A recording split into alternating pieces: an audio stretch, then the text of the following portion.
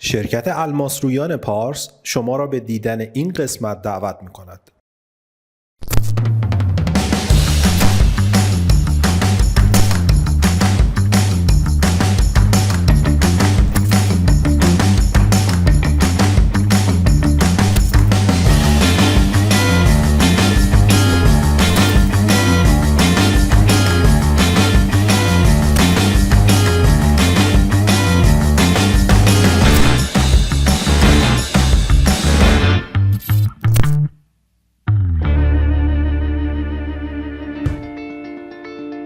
من اونقدر به دلم نمیچسته تو همچین کیس ادوانسی که عملا هیچی بون نداریم بیایم حالا تنتش بکنیم. نه، کف ویندو میبایست که حدوداً 4 تا 5 میلیمتر بالاتر از رفع سینوس باشه در نظر بگیریم. ما شاید میذارم تا ناحیه خلف هم میرم. من آندر دریل کار کردم، من فقط 2 شماره دریل رفتم، ولی باز من ممبرین رو میذارم به این شکل. اون ترکی که گفتی اینجا شد. سرصدای بچه‌ها بلند شد، صد دارم در این مورد حرف میزنم. اوه ممبرین چرا نذاشتی؟ در واقع تو اینه چون ما اون کلاپسمون میزانش بیشتره و در واقع یه مقداری کاهش حجممون بیشتر هست. عملاً سمی ریزوربل میتونیم بگیم هست اینو گرافتا. من دارم شستشو میدم آخر سر این فشار رو میدم. این میشه جهانگیری تکنیک من. 9 ماه بعد، 1 سال بعد، یک بافت خوبی تو اونجا من دارم. حتی ما بخوایم یه نمونه هم برداریم، بایوپسی انجام بدیم، یه قطعه یا زیر میکروسکوپ هم بررسی بکنیم، استوسیتای خیلی خوجون داریم، ما مطمئنا خواهیم دید. سلام سلام سلام سلام. آقا ارادت داره. درود مجدد ببخشید. خوبید خسته نباشید. زنده باشید. متشکرم. آقا فاست اند فاریوس واقعا من نمیدونم اکسس دادن رو چرا انقدر سریع پیش برد. یعنی 5 دقیقه شاید نشد که ما داشتیم کامنت میدادیم. به من یه دفعه گفتن دکتر اعتمادی گفت این بحث رو تموم کن، تموم کرد. الان باید راجع به این صحبت کنیم. ما تازه یکم بیشتر زمان برد چون کیتمون تا از اتوکلاو برسه، یعنی من ویندو رو دادم تموم شد، گفتم نگه تو رو خدا کیت نرسیده، چون سریع بود من فکر نمی‌کردم از اون تموم شه. خب اگه همکارا کامنتی هست که ما بحث رو با حضور خود آقای دکتر ببریم جلو. آقای دکتر منتقبی از شما شروع بکنیم. خسته نباشید. بزرگواری قربان. ارادت دارم. خیلی عالی و خوب. من فقط یه سوال داشتم دکتر. اینجا الان تو اون ناحیه دندون 6 که شما این پلنت رو گذاشتین، حالا بعدش هم فرکچر داشت، با توجه به اینی که 1 میلیمتر بیشتر استخوان باقی مانده نداره، احتمال نمیدادی که همچین کامپلیکیشنی اتفاق بیفته یا اصلا پرایمری استابیلیتی؟ نمیدونم، ما که ندیدیم چجوری در واقع اون پرایمری استابیلیتی در چه حد بود. جناب دکتر خب این احتمالات رو ما در نظر میگیریم.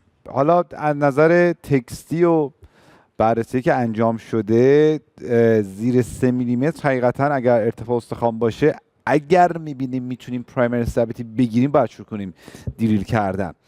سیکونس دریلینگ رو من به گونه‌ای انجام دادم که حالا سر صحبت‌ها هم گفتم آندر دریل من رفتم، فقط 2 تا سایز من دریل کردم.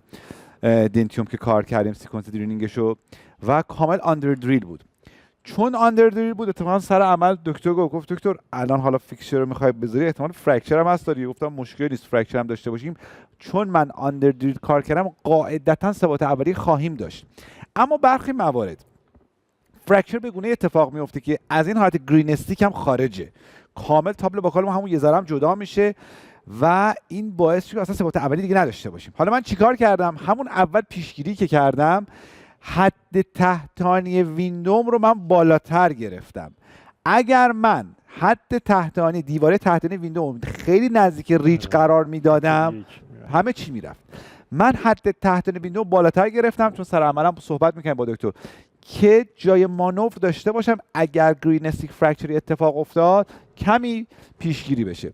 ثبات اولیه‌مون توی فیکچر ناحیه دندان 5 که فری ساکت بود 35 نیوتن سانتی متر بود. 2 تا فیکچر بعدی هم 25 نیوتن سانتی متر ما ثبات اولیه گرفتیم و تو این کیس واقعا خب کیسی هستش که اوورال نگاه میکنیم میگیم استیج باید کار بشه. اوپن ساینس لیفت چندین ماه صبر بکنیم با توجه به بای متریالی که گذاشتیم، بریم بعداً ایمپلنت رو بذاریم، خیالمون راحت تره. ولی خب کیس چالشیه دیگه. اینجا ما گفتیم که بیایم یه چالشی داشته باشیم و حالا که منو تنها گیر آوردید بیایم یه چالش اینجا داشته باشیم. همزمان دندون کشیدیم، ایمپلنت رو هم گذاشتیم. چرا 2 تا نذاشتی؟ چرا اصرار داشتی 3 تا بذاری؟ به هر حال ما احتمال میدیم یه موقع ممکنه فیلر داشته باشیم و اگر فیلر داشته باشیم به حال 2 تا رو ما خواهیم داشت ایمپلنت. و از طرفی بیمار تو عکس قبلیش نشون میداد با توجه به اتریشنی که داشت هیوی فورس هست. درسته که فعلا پایین رو نداره، عقب استاپ نداره، ولی بیماریه که الان اومده دنبال کارهای ریهابیلیتیشنش، معلومه وقت داره میذاره. این مدت اورال هایجینش ممکنه ضعیف بوده، اتریشن زیاد داشته، الان میخواد به دندوناش برسه. چنین بیماری قاعدتا با توجه به هیوی فورس بودنش پایین هم بهتر ما نایه 7 بهش دندون بدیم، ایمپلنت بذاریم. به همین علت من از الان دندون 7 رو هم واسش فیکسچر قرار دادم. دکتر اعتمادی، این طول گفتن که بردر تحتانی پنجره‌اش یه کمی کورونالی به قول من اپیکالی تر میزنن که اگر اون فرکچر اون ارتفاعه در ثباتشون تاثیر داره یا نداره؟ نه تو ثبات که اصلا نداره، ولی تو منیجمنتش میتونه اثر داشته باشه. چجوری؟ همون اگر که پایین‌تر گذاشت پایین‌تر گرفته بود فرکچر شما تا کرست نرسید؟ تا لبه پایین تحتانی. چرا؟ لبه کرست من گرین استیک فرکچر داشتم ولی تا دم ویندوم نیومد، تا دم ویندوم نرسیدش. حالا من خودم بگم من این اپروچ دوست دارم. یعنی من واقعا که یه مقداری شاید طرح درمانم خیلی نزدیک باشه به همین سبک و سیاق.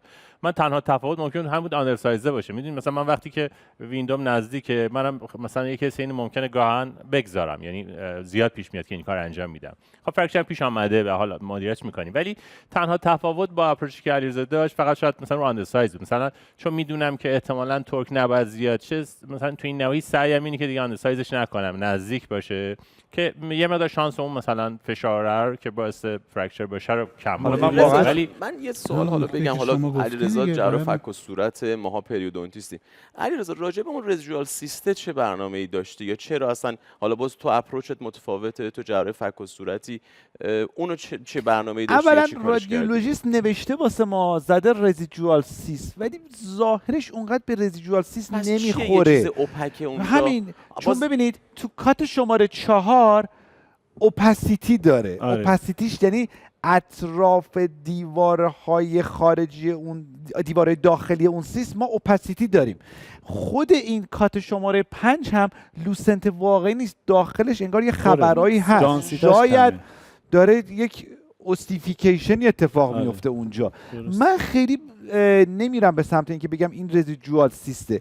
اگر موقع دریلینگ من احساس می‌کردم این کامل خالی میشد، خب واقعا یک روشی که خیالمون رو باید باشه اینه که اون ناحیه بریم یک باز بکنیم و آروم کورت بکشیم ببینیم چی میاد بیرون، چی خارج میشه. من به نظر خودم شاید یک فرآیند حالا اوستیفیکیشن اتفاق افتاده، به سیست اونقدر نمیخوره. خب یعنی اون زایه اوپک و تو اونجا فکر میکنی چیه؟ یعنی من میخوام ازت یاد بگیرم و تو اون زایه اوپک اونجا که اگه دفعه بعدی من دیدم یا اگر دانشجوی من دید، رزیدنت من دید، من اونو چی بهش توضیح بدم؟ شاید مثلا یک فرآیندی هستش که داره سپتوم ایجاد، حالا یک سپتوم شاید باشه، سودو سپتوم بوده باشه که به مرور داره کلسیفای میشه. اینم احتمال هست. سیستی بوده که داره اوسیفیه میشه، کلسیفای میشه، چون ممکنه سپتوم هم همچین حالتایی تو یک سری کاتا به ما بده. ولی تو این کات 5 بله عین سیست نوشتن رزیدوال سیست. رزیدوال سیست ناحیه دندان عقل خیلی کم آدم میبینه. یعنی تو نظرت اینه که منیجمنت خاصی نیاز نداشت؟ من خودم دوست نداشتم نه دستکاریش بخوام بکنم. اگر اونجا سیست بود مجاورش ایمپلنت گذاشتن. استاد اگر اونجا سیست بود مطمئن بودم من اصلا فقط میرفتم استیج کار میکردم. خودمو درگیر اولا یا جای دندون 7 ایمپلنت نمیذاشتم یا به گونه‌ای ویندو میدادم که اون ناحیه هم باز بکنم، تخلیه بکنم، سینوس رو تمیز بکنم، بعد آگمنت بکنم. ریسک نکنیم، بالاخره خود این کیس پرچالش ریسکی هست. نمیومدم خودم تو درد سر بندازم. اگر مطمئنم سیست هست سعی کنم استیج کنم یا حداقل جای دندون 7 فیکسچر قرار نمیدادم. خب من یه سوالی از دکتر مولا میخوام بپرسم. این چون شما هم یعنی میگین که اگر که این کارو میکنین و بعد فرکچر هم بعضی ما تو کیساتون اتفاق میفته، مدیریت فرکچرتون چیه؟ به ضخامت اون کورتکس بستگی این داره. همین واقعا کیس رو میگم، همین کیس. این که ساخه الان کورتکس باکالش ضخیم بود، یعنی شاید بیش از 1 میلیمتر در سطح باکال ضخامت یعنی داشت. الان ایمپلنت اینجاست، یه فرکچر هم دقیقاً روی بادی ایمپلنت این خط اتفاق افتاد. خب شما چیکار؟ اگه که نتونم ثبات بگیرم که ایمپلنتمو صرف نظر میکنم، اگه ثباتمو حاصل کردم فقط یه فرکچره روشو البته بهتر هست ببخشید دکتر، بهتر هستش که توی اون ناحیه که فرکچر رو بادی فیکسچر اتفاق افتاده اتوژنوس بون بذاریم، ما در تماس با فیکسچر اتوژنوس بون باشه، بعد روش رو بیایم با یه متریال قرار بدیم. من اینجا دیگه حالا امکاناتش هم نداشتم، حالا الان به ذهنم رسید میتونستم اون ویندومو که بلند کردم اون ویندو رو بیام استفاده بکنم و قرار بدم. حتی خب فیکسیشنش خیلی نشدنیه. دو تا فاکتور تو تصمیم گیری برای من خودم اثرگذاره. یکی اینکه آیا ثباتم در چه حد هست، این فاکتور اوله. اصلا بعضن گاهی اوقات فرکچر اتفاق میفته دیگه ثباتی هم نداری، خب دیگه باید تلاش بیشتری بکنی که به تبع اون ناحیه صرف نظر میکنی. اما که ثباتم حاصل شده، به این نگاه میکنم که در تابلو باکال اون کورتکسی که شکسته چه تیکنسی دارد. اگه بیش از 1 میلیمتر تیکنس دارد، فرکچر داشته، فقط همینجور مدیریتش میکنم. یه موقع اصلا یه پوستای خیلی نازکی فقط باقی مانده که میدونی اصلا دیگه چیزی نیست بهت کمک بکنه، دوباره ممکنه ایمپلنتمو سوالم اینه که سوالم که شما روز اول یه گیر مکانیکال داری ولی اون ریمادل میشه، بعدن ثباتت کم میشه. آره ولی شما اینجا بافت رو سابمرج کردی، اون هم با گرفت گذاشتی. واقعا اینکه من به کرات شاید بارها و بارها برام اتفاق افتاده، بعد ایمپلنتمو لود کردم. این سنس منه که نه میخوام از نظر آدینس بگم، شما ترجیح میدین که این ریسک رو داشته باشین که ممکنه بشکنه، یا ترجیح میدین استیج کار کنین هیچ وقت ریسک شکستن هم نداشته باشه؟ از دید مریض، از نگاه خودم من تلاشم اینه که درمانو کوتاه بکنم. اگر میتونم انجامش بدم حتما انجامش میدم. به توانایی درمانگر و آگاهی و دانشی که داره. یه موقع هست درمانگر ممکنه این اتفاقاتی که قرار واسش پیش بیاد رو ندونه، ندیده، نشنیده، خب میره وارد یک موجی میشه که نمیدونه چه اتفاقی قرار بیفته. من این نوعی خب بالاخره یک سری کیس دیدم و یک تجربه کوچیک نسبی تو این زمینه دارم، میدونم چه اتفاقاتی قرار بیفته واسه من، احتمالات رو در نظر میگیرم، بر اساس مهارتم دارم پیش میرم جلو و مسلما اگر من میدم نمیتونم، اگر اتفاق میفته تو اونجا من استیج کار میکردم، خیلی هم راحت، ریسک هم کمتره، ولی عیب کار زمان طولانی خواهد بود. ما با این کار اومدیم خود زمان رو کمتر میکنیم. ریسک خاص خودش رو داره ولی چون تونستیم ثبات خوبی بگیریم، یعنی ثبات میمونه. ببین از نظر بله واقعا علمی بخوانی به نظر من میمونه. 100% من باقی میمونه. این سوال یه جور دیگه بپرسم، علیرضا چقدر فکر می‌کنی اون ایمپلنتت شانس موفقیت داره؟ بالای 90%. خب بقیه نظر روی این عدد داریم؟ چون روی این حرف زدیم، تو نبودی ما روی این حرف زدیم، شاید البته این سنس تو سر جراحی دیدی، شاید ما به اتفاق نظرمون بود که اگر ما بودیم اون ایمپلنت رو نمیذاریم، ولی ممکنه سر جراحی شرایط جراحی متفاوت باشه. اینسرشن تورکش چقدر بود آقای دکتر؟ خانم تو جلویی گفتم اون که فرش ساکت گذاشتیم نه شیشه 20 تا داشتیم 20 پس فکر کنم اگه 20 باشه ولی بشه. اگر همچین حالتی کاور اسکرو دارم میذارم داره میچرخه، من درش میارم همون موقع. اصلا این چی نمیذارم. آره. اگر چون علیرضا جان ممنون. من خیلی جالب بود برام که اون کاریو که انجام دادی راجبش توضیحاتو داشتی، یا به قول معروف تونستی دفاع کنی از اون کارایی که کردی و خب خیلی صحبتات هم منطقی بود. شما 3 تا ایمپلنت گذاشتی، تو ذهنت بود که آقا اگه یکیش فیل شه که وسطی است شما چیزی از دست نمیدی، میای 5 تا 7 تا بریج میذاری.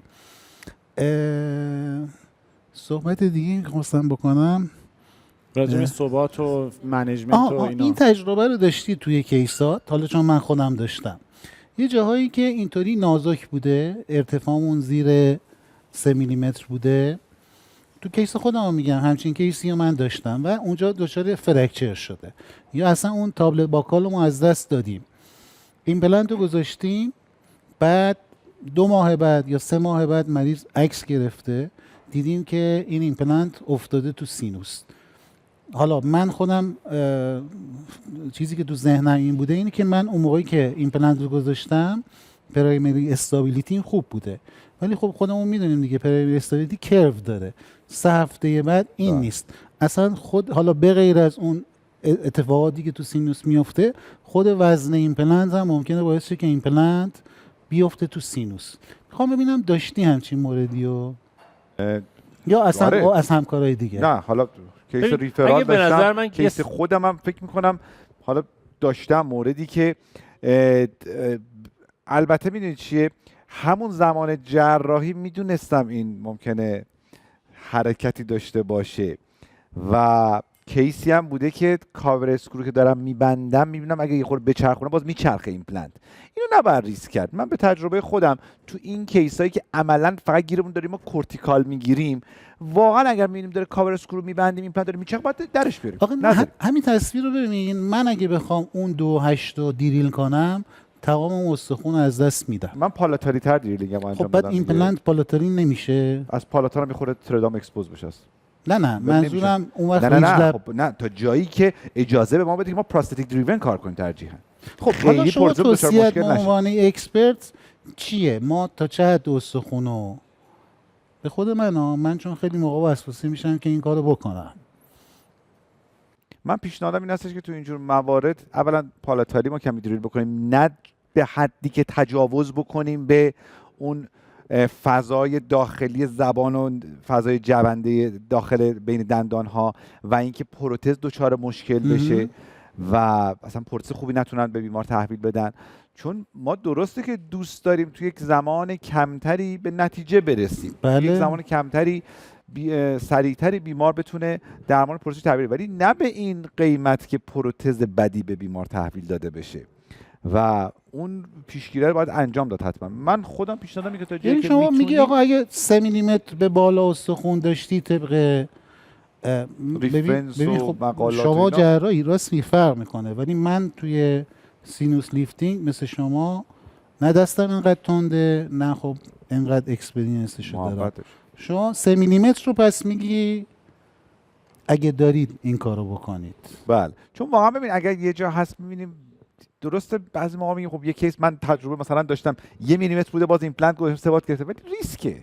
آره برای توصیه کلی اگر بخوایم بگیم برای مخاطب به نظر میشه 3 میلیمتر مینیممیه که نیاز داره یه همکار من برای اینکه بتونه قضاوت بکنه میتونم کارشو همزمان انجام بدم یا نه، و زیر 3 میلیمتر واقعا مسئولیتش داره خودش میپذیره که خب در ریسک بیشتری هستم و جی اف هم نبندیم اصلا چون همون جینجیوال فورمر هیلینگ اباتمنت ممکنه باعث جابجایی یا اون میکروترامایی بشه که به اون ناحیه وارد خواهد. در مورد کیس شما علی جان منم یه نکته دیگه به نظرم میرسه شاید لازمشه بگیم. خیلی وقت پاتولوژی قبلی در خود سینوس خیلی مستعد میکنه اون مسئله رو که شما مثلا چند ماه بعد عکسی میبینی. میخوام بگم که گاهی اوقات یا به دنبال درمان یا پیش از اون یه پاتولوژی وجود داره، اون خیلی بیشتر این ریسک رو ایجاد میکنه که مثلا من بعد از مدتی یه ایمپلنت ببینم داخل سینوس رهاست.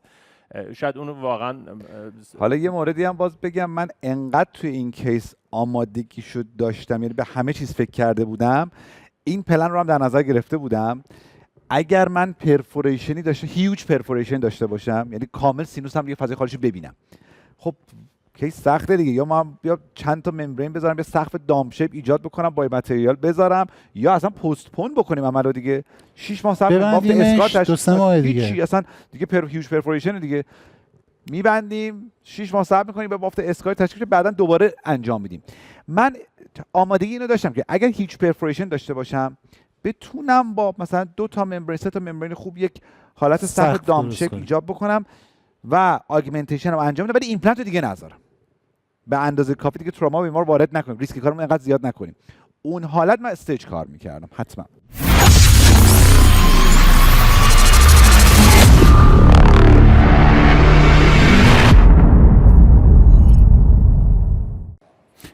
یه سوال دیگه ای که ببین این چون زیاد پیش اومده حالا به ما هم ریفر شده، اگه ایمپلنت بیفته تو سینوس بره تو جاهایی که در دست میافته دیگه، یعنی کافیه مریض بخوابه که بره اون تا، شما چه روشی رو پیشنهاد میکنید برای درآوردنش؟ اولا ایمپلنت که داخل سینوس دراپ بشه، به هر حال سینوس یک حفره‌ایه که 20 تا 25 سی سی هر سینوس منزلا حجم میشه و بالا کف چشم به هر حال استخوانیه که درسته یک اینفریور اوربیتال فیشر ما داریم، ولی به هر حال یه فضای بسته است و تنها جایی که ایمپلنت ممکنه بیاد از داخل سینوس خارج بشه اوستیوم هست. اوستیوم هم میاد توی میدل ماتوس از طریق بینی در میره اون پشت بیمار قورتش میده و سی بی سی تی هم که بگیریم به ما نشون بده مثلا ایمپلنت ما الان به فرض توی ناحیه انتریور سینوسه، ما میایم جراحی بکنیم حرکت کرده رفته جای دیگه، عقب‌تر مثلا رفته یا اومده فضای بالا.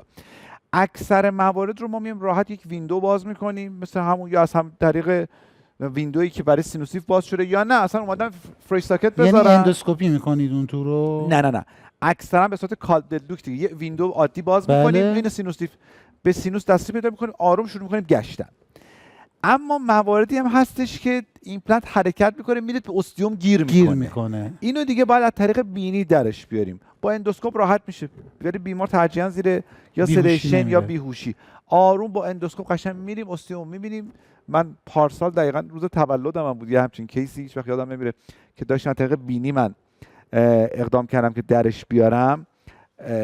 عرض کنم که فیلمشو حالا هم توی اینستاگرام گذاشتیم، تو چند تا گروه هم شیر کردیم که با اندوسکوپ رفتیم درش آوردیم آخر سر، چون میره معمولا گیر میکنه تو اون اوستیوم یا میره میفته توی کنکای ماتوس بین دوتا کنکاها، حرکت دیگه نمیکنه که باید که آروم بریم و درش بعد ببخشید من خیلی سوال پرسیدم، این چون دوستان از من میپرسن همکارا، این که ایمپلنت بیفته تو سینوس آیا میتونه جایی بره که مثلا فضای حیاتی باشه؟ نه همینو خواستم بدم. فضای حیاتی نمیتونه بره، ولی از موقع میره خلف زیر کف اوربیت، ولی خلف. آره. و اونجا میمونه. خب و اگر مریض مستعد سینوزیت بوده باشه یا سینوزیتی داشته باشه، بعد مریض دردناک میشه سینوسش و باید دیگه بره اونجا رو تخلیه بکنه. خب پس حیاتی یعنی نه دیگه مریض نمیخوایم بگیم فضاهای حیاتی. من اینجا مد نظرم اینفرا اوربیتال، ببخشید اینفراتمپورال، تمپورال اونجا نمیره.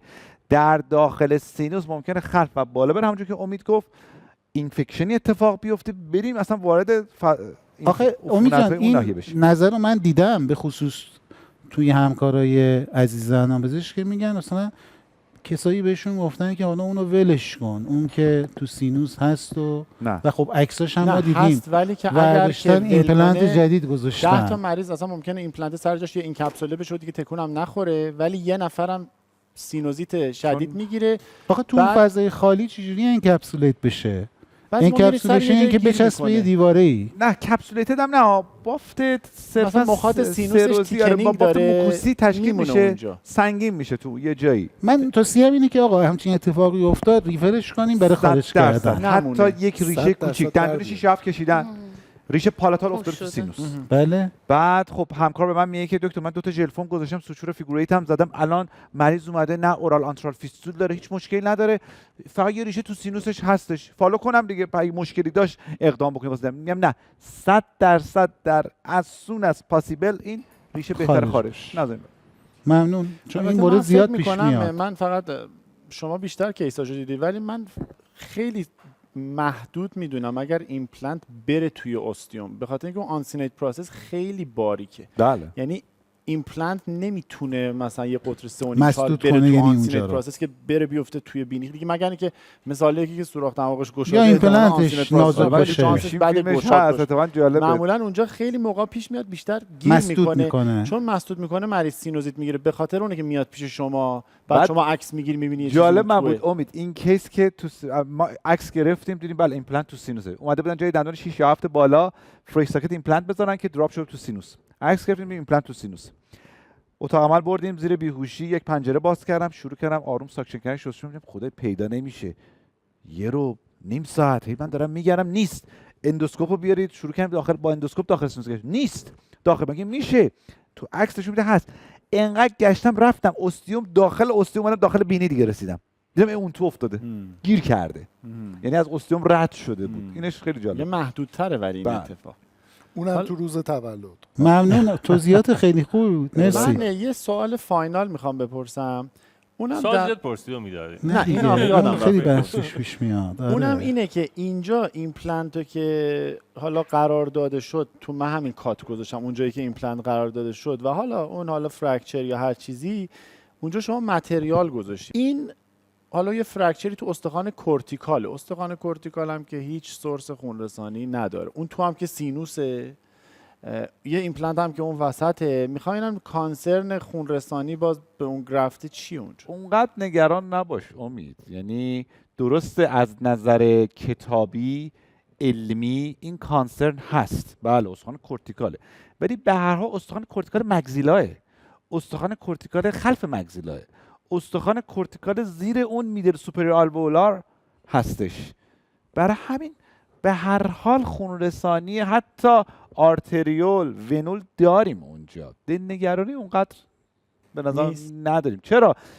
از نظر کتابی، مقاله‌ای، بیولوژی من این کانسرن رو دارم، ولی از نظر پرکتیس اونقدر دلنگران نیستم. اینقدر مگزیلا، اینقدر محیط دهان از نظر خونرسانی غنیه که حتی من رو اون کیسای دیگه بحث شد دیکورتیکیشن هم تو همه موارد نمیرم به سمتش. اصلا دکورتیکیشن الان دیگه دارن تقریبا مقالات جدید ردش میکنن. نه توی فک پایین. دکتر بابا دکتر مشروف شاید 2 سال بحث کرد. 2 سال دیگه نباشه ولی احتمالاً فک پایین و نه در دیگه استخوان بحثی در مورد دکورتیکیشن ما نداشته باشیم. حتی تو مندیبل. البته میگم تو پرانتز نه توی فک پایین و نه در مورد استخوان‌های غیر بیزال. اوتوژن. در مورد استخوان اوتوژن میگن شاید دیکورتیکیشن، ولی در مورد استخوان غیر اوتوژن هنوز دیکورتیکیشن اونم تو فک پایین. حالا من یه سوال دیگه باز پیش اومد. خود همون پریوستومات شما هم یه سورس خونرسان میتونه باشه دیگه، درسته؟ پریوست کجا؟ ببین چون ممبرین شما، ولی خب شما ممبرین گذاشتیم. خب ممبرین جلوی خونرسانی رو میگیره، بریر کامله. یعنی مثلا چه میدونم مواد غذایی و اینا هم نمیتونن ازش رد شن، اکسیژن نمیتونه ازش رد شه مثلا. من دلم به این به قول قرصه که اون کلاتی که وجود ایجاد میشه بین بایومتریال ها، اون اوستو کانداکشنی که ما ایجاد کردیم، به هر حال توی فرایند ریمادلینگ ما آنژیوژنزیس خواهیم داشت اون وسط از بد. بله به هر حال حتی از اطراف ما درست ممبرین هم گذاشتیم، به هر حال ما فرایند آنژیوژنزیس هم داریم. سلول های مزانکایمال دارن میان اونجا از بد. آنژیوژنزیس هم من آنژیوژنزیس رو از طرف بافت نرمم میدونم، با ممبرین نه. بالاخره ممبرین دیگریت میشه. اگه شما مش تیتانیومی بذاری چون ممبرین نه ممبرین دیگریت میشه امید جان. ممبرین از همون روز اول ممبرینای قابل جذب صحبت سر همینه دیگه، شروع میکنن به دگریدیشن، کلاژنازا میان و بعد از دگریدیشن بله، ولی قبل از دگریدیشن خب یواش یواش شروع میشه دیگه. یعنی اولین جایی که دیگریت میشه بیش از این آنژیوژنز از ممبرین و اینا، من بیش از اون نگران ثباتم. بله. ثبات گرفت، به خاطر اینکه اگر اون حرکت بکنه اون گرفته، شما همونجور شریان وصل کنی اونجا، به خاطر اون حرکت عملا ما خونرسانی نداریم و اون سلولا تبدیل میشن به فایبروبلاست نه آسیوبلاست. بله. بنابراین اصلا اون آنژیوژنز بخش اعظمش اون ثبات مجموعه گرفتته، حالا چه با ممبرین، چه با بلاک، چه با خوری، با هر چیزی که بتون اونجا فیکسش بکنین. بالاخره ببینید عروق دو طرف باید به هم برسن یا نه. چی؟ آناستوموز رو از دو طرف داریم دیگه.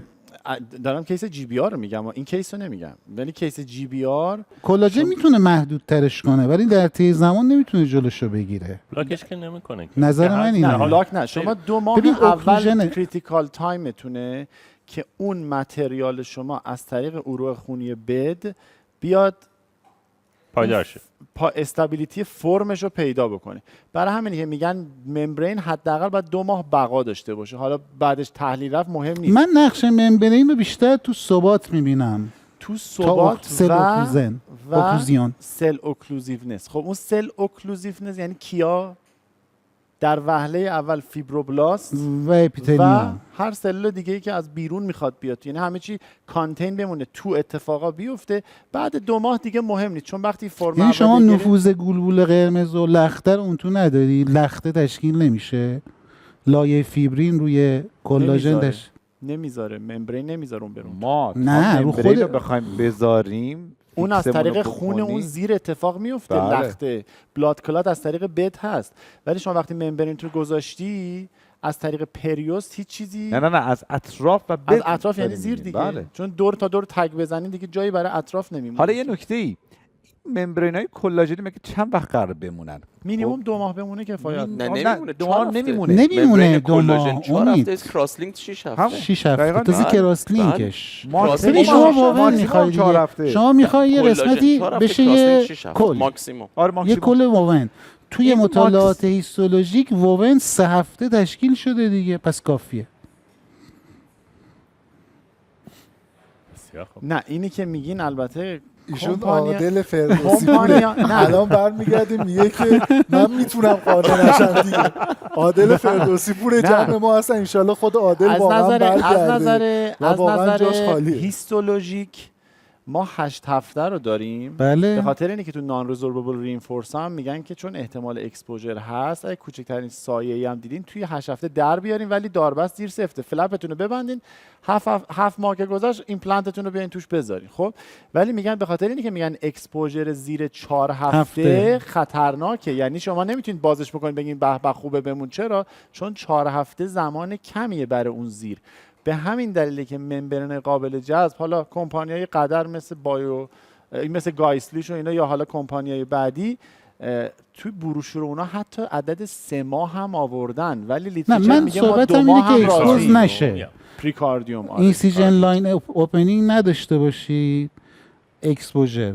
ممبرین چقدر بمونه خوبه حداقل 2 ماه بمونه، شما سیف ساید. 2 ماه سیف- زیاد نه، نیست، بمونه سیف سایدی. چون ما 1 تو 2 ماه اوکیه. تربکولار بون هم داریم. اصلا ماه ما اینو داریم. لیترچر اصلا 3 هفته واقعا نشون داده دیگه. اصلا 3 هفته به می‌دونی محض چرا اینکه از اوکی؟ فردای این روزی که شما جراحی رو انجام دادید نه یعنی مراحل 3 هفته ریزورشن چون شروع چون میشه. لخته فیکسش کرده. خب ولی کوالیتیش بالا نیست. 2 ماه کوالیتی هم، یعنی احتمال ریزوربشن در اثر مجاورت پریوست میاد پایین تر، ولی تو 3 هفته هنوز احتمال ریزوربشن بالاست. برای همینه که 1 ماه اوکیه، ولی اگه ممبرین شما بتونه 2 ماه بمونه ارجحه، به خاطر اینکه ریمادلینگ پریوست هم مهار میکنه تو یه خب ماه حالا اضافه. اگه مثلا شما بعد 6 ماه باز کنی ببینی که قطعاتی از ممبرین اونجا مونده، این خوبه یا بده؟ هرچی بیشتر بمونه هیچ اشکال نداره، خب ولی هرچی زودتر بیشتر بره بده.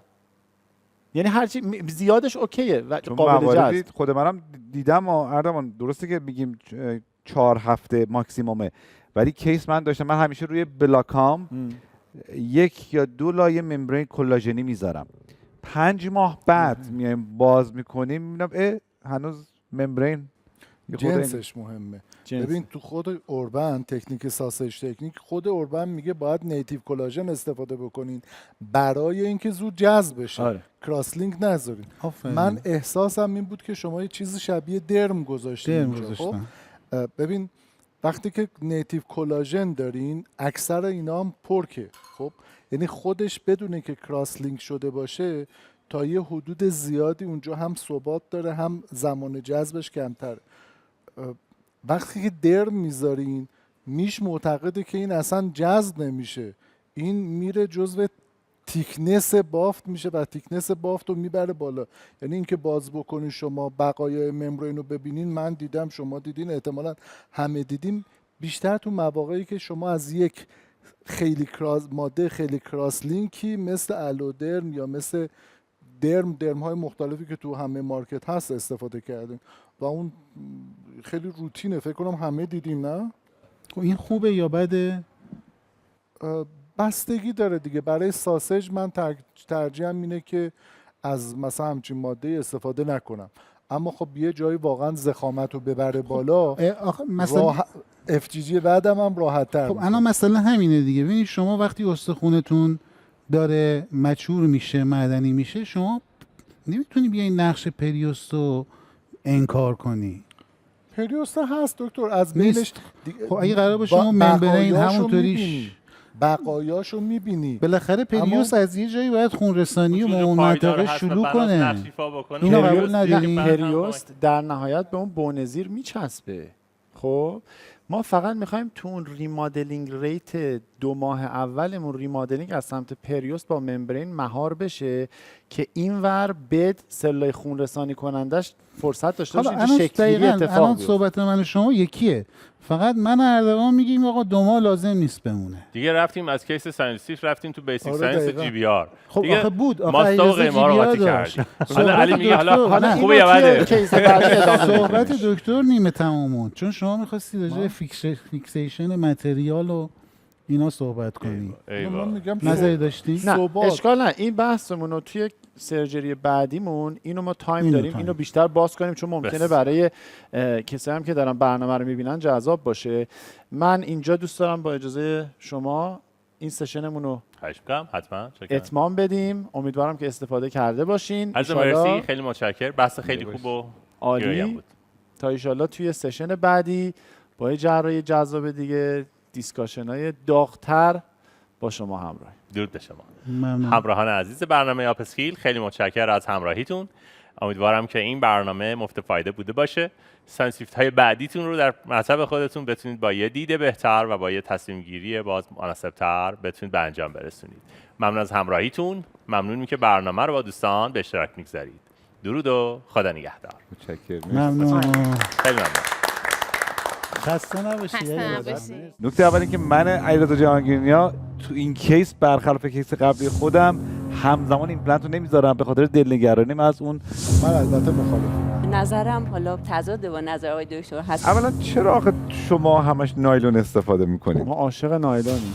خوراک ادامه بحثمون جور شد. این آدمای بچه منتظر خوراکم. یکم زود نبود گذاشتن ممبرین؟ نه به خدا. چطور؟ از وقتی که امید نمیاد دانشکده فضا بهتر نشده، خیلی راحت‌تر نشدی، جات بزرگتر نشده. تابستونه.